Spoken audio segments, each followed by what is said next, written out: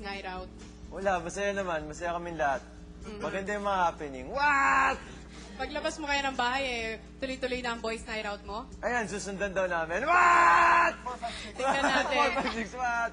Alam niyo, housemates, nararamdaman ko talaga na mataas ang energy niyo at talaga napaka-happy niyo dyan sa loob ng bahay. Pero happy pa rin kaya ang inyong pakiramdam kung sakaling isa sa inyo ay tuluyan na magpaalam. Dahil yan ang aking susunod na ihahayag. Maraming salamat, housemates.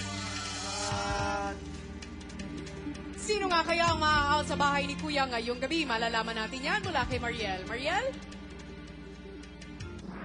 Thank you, Tony! Mga kapamilya, you only have 9 minutes left to vote. Friend, ikaw na nakaupo dyan sa harap ng TV mo. Ikaw ang kausap ko, kaya bumoto ka na. Dahil kapag lumabas ang housemate na karapat-dapat manatili sa bahay ni Kuya dahil kinulang siya sa boto mo, aba, magsisisi ka, kaya bumoto ka na. Itodo na ang pagboto sa housemate na dapat mabigyan ng chance maging big winner dito sa Pinoy Big Brother Season 2.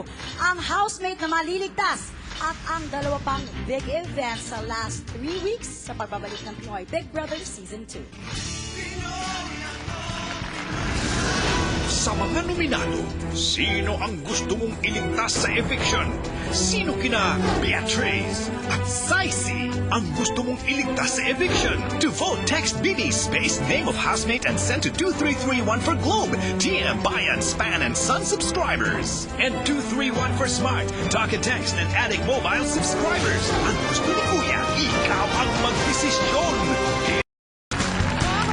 June nga is the month of weddings at nakikiisa naman dito si Kuya. Kaya sa lahat ng mga couples dyan na may balak ng magpakasal, ipadala nyo lamang ang inyong mga liham dito sa Pinoy Big Brother o maaari kayo mag-text sa PBB2 or mag-email ho kayo sa pbb2promo@abs.cbn.com dahil ang mapipili ho na liham ng ating mga housemates ay magkakaroon ng one-of-a-kind wedding experience. Kaya ano pang hinihintay nyo? Sumulat na kayong lahat.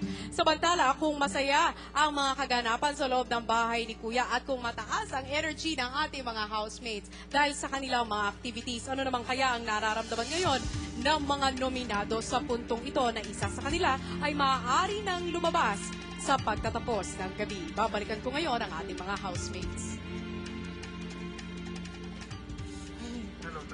Good evening, housemates. As promised, I am back for the eviction night. Minuto na nga lang ang ating hinihintay bago malaman kung sino kina Beatriz at Saisi ang mamamaalam ngayong gabi. Pero bago ang lahat ng yan, ay nais ko munang kausapin ang dalawang ito. Saisi? Yes. Magandang gabi sa iyo. Ano ang mga ginawa mo at paano mo sinulit ang maaaring huling linggo mo kasama ang iyong mga kaibigan sa loob ng bahay ni Kuya? Siguro po yung hindi ko masyadong kinakausap po na super nagkakausap na kami. Katulad ni Mickey, Bea, Kuya Nel. Yan po.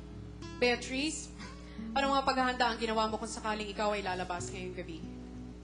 At paghahanda, siguro po yung personal sa akin, at the same time sa kanila, yung akin more on preparation na paano pag nakita ko yung family ko, yung ganon, sasalubong sa akin yung mga friends ko. At the same time sa kanila, yun nga po, katulad ng sinabi ko last week, more time with na I spent with them. And sa tingin ko, enough preparation na yun. Yes. I think mula sa mga sinabi ninyong dalawa ay mukhang sinulit nyo nga ang mga aring huling linggo nyo sa loob ng bahay ni Kuya. God bless you both dahil maya-maya lamang ay ipapahayag ko na ang hatol ng sampayanan. Maraming salamat, housemates. Narinig nyo na ang saloobin ng mga nominadong sina Saisi at Beatriz. Ngayon, ilang minuto na nga lang ba ang ating hinihintay sa ating pagboto? Mariel and Bianca? Thank you, Tony. May oras pa mga kapamilya pero konting-konti na lang po. Kaya itodo nyo na ang pagboboto because you only have 5 minutes to vote. Kunin nyo na ang inyong mga cellphones at bumoto na. Yes, sino nga ba sa dalawang nominadong housemates ang may mga katangian na karapat dapat siyang mapasama sa Big Four o maaari pang maging big winner? Ito na ang oras, bumoto na kayo mga kapamilya. Yes, and aside from the name of the latest evictee, alam kong inaabangan nyo rin ang pangatlo at pinaka-tensionadong big event for the last 3 weeks sa bahay ni Kuya. Yes, matapos na nga ang Pinoy Big Brother House of Horrors at ang The Big Wedding, ano pa kayang kaganapan ang hihigit pa ang tensyon? kesa sa mga nasabi namin. Well, mga kapamilya, sa darating na nomination night, may kakaibang twist naman na pihadong magpapahirap sa proseso ng pagpipili ng ating mga housemates. Sabay-sabay natin malalaman ang pinakabagong set of nominees bukas ng gabi sa harapang nominasyon. Yes, live na live and face-to-face, sasabihin ng ating mga housemates kung sino-sino ang gusto nilang lumabas ng bahay ni Kuya. Grabe talaga, Mariel, bilang isang dating housemate na experience ko din ang harapang nomination. And I can say with full conviction, talagang isa to sa pinakamahirap na task sa loob ng bahay ni Kuya. Kasi syempre, at this point ay friends na silang lahat. Pero syempre, competition pa rin talaga ang Pinoy Big Brother. And at the same time, yung parang may takot ka na magbabago yung pakikitungo nyo sa isa't isa, syempre, dahil harapan nga ang pagbibigay ng rason kung bakit kayo mag-nominate. Grabe Kaya talaga. dapat talagang abangan nyo ang harapang nominasyon bukas ng gabi, June 10. Samantala, sino kaya ang lalabas ng bahay ni Kuya? Pakatutukan niya dahil magbabalik ang Pinoy Big Brother Season 2.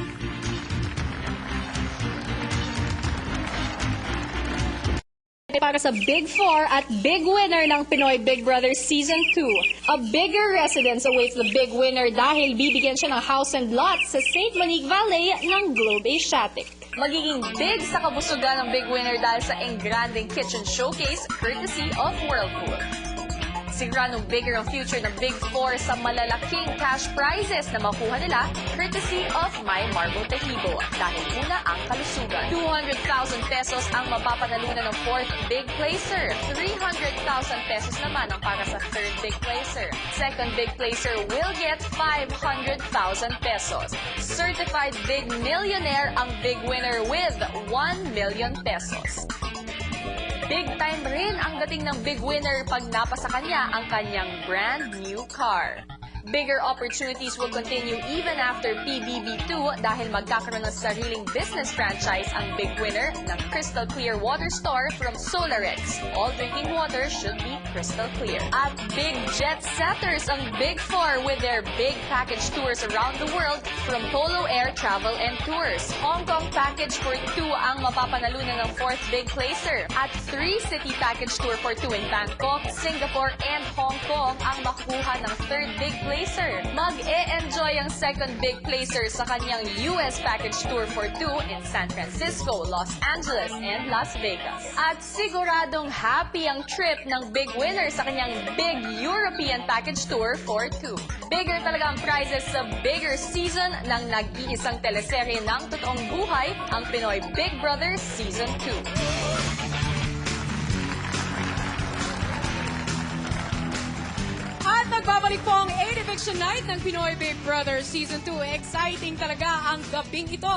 At habang kayong lahat ay nanunood, hindi ba't mas masarap makipag-kuli-textan sa inyong mga kaibigan at mga kapamilya ng inyong mga comments and any violent reactions sa mga nangyayari. Mas masarap at mas sulit ang globe-to-globe texting hanggang magdamag. All you have to do is just use the Globe Only Text Night 10 and all you have to do is just text Only Text and send it only text N10 and set it to 2870. Posible ang lahat ng yan dahil mga kapamilya, ang lakas niyong lahat sa Globe. Mula naman sa pagiging malakas natin sa Globe, narito naman at malalaman na natin kung sino nga ba ang malakas ang suporta mula sa taong bayan. Kapiling ho natin ngayon ang ilan sa mga kapamilya ng mga nominado para kay Beatrice. Kasama ho natin ang kanyang tita na si Tita Rosalinda. At para naman ho kay Saisi, kasama naman ho natin ang kanyang butihing ina na si Mommy Florenda. Ilang segundo na nga